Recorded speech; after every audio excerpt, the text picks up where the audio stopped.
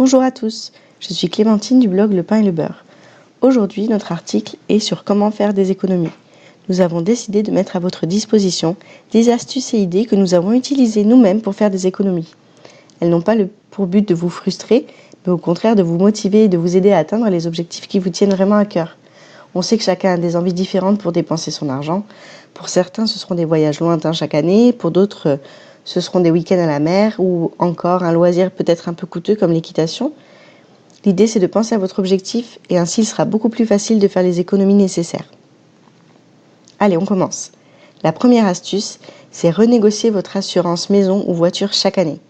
Vous pouvez mettre en concurrence votre contrat actuel avec d'autres prestataires et c'est un bon moyen pour avoir un tarif plus attractif. Nous, cette année, on a déjà réussi à économiser 200 € en demandant de renégocier notre assurance maison et voiture et en comparant avec le devis d'un autre assureur. L'astuce numéro 2, c'est de changer de fournisseur internet et téléphone régulièrement. Maintenant, on peut facilement garder son numéro avec la portabilité, donc il n'y a aucune raison de se priver. Des promotions pour des forfaits pas chers, il y en a tout le temps et ils sont proposés plusieurs fois par an, donc il ne faut surtout pas hésiter. La troisième astuce, c'est de changer de banque. Souvent, une banque en ligne ne vous fera pas payer de frais de tenue de compte et même parfois ne vous fera pas payer votre carte bleue. Ça correspond souvent en moyenne à 8 € par mois, donc ça paraît peu, mais c'est quand même quasi une centaine d'euros par an économisés. L'astuce numéro 4, c'est d'attendre toujours quelques jours avant de faire un achat. Une fois que vous avez votre envie en tête, attendez un petit peu, ça évite les achats compulsifs et si ce que vous vouliez acheter vous reste encore en tête 2 jours plus tard, c'est sûrement que vous alliez vraiment l'utiliser et que ça vaut le coup de retourner l'acheter. La cinquième astuce, c'est de pister les petites dépenses très régulières que vous faites. Ça peut être un abonnement à la salle de sport où vous allez peut-être que 2 fois par mois, c'est sûrement plus cher que d'acheter des entrées à l'unité. Ça peut être aussi un abonnement à une plateforme de musique comme Spotify Premium ou Deezer, alors que peut-être la version gratuite serait suffisante. Ou ça peut être aussi un petit café avec vos collègues à l'extérieur tous les matins, qui 3 € par jour, tous les jours de travail, finalement ça fait une petite somme par mois. La sixième astuce, c'est de s'inscrire à la médiathèque ou alors à la bibliothèque. Je vous invite à vous rendre dans la médiathèque de votre ville et je pense que vous serez surpris de voir qu'il y a beaucoup de livres récents en fait, qui sont disponibles, des magazines aussi récents, des DVD, et il y a souvent des services de location de livres numériques. Vous savez, pour les liseuses comme les Kindle ou les Kobo, parfois on peut même louer ces mêmes liseuses, et dans certaines grandes villes, il y a même un service de VOD, de vidéo à la demande.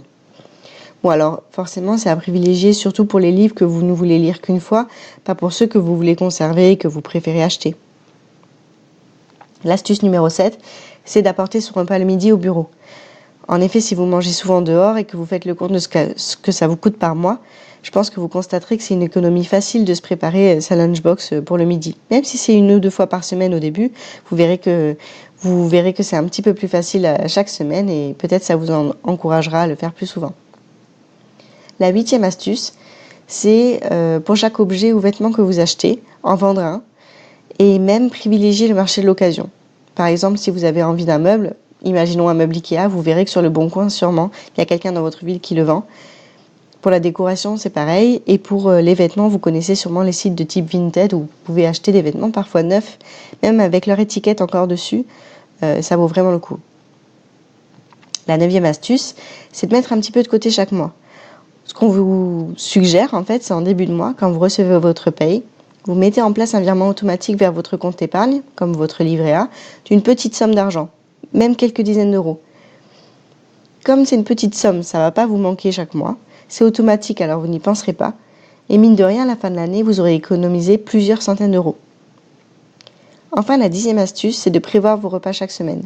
Je pense qu'on en fera sûrement un article dédié pour vous accompagner au mieux dans cette idée.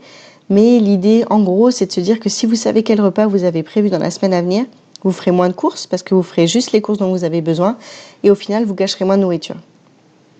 Si vous avez d'autres pistes, n'hésitez pas à les partager dans les commentaires, dans notre article, sur les réseaux sociaux éventuellement pour partager ça avec les autres lecteurs du blog. Et on se retrouve bientôt pour un nouvel article.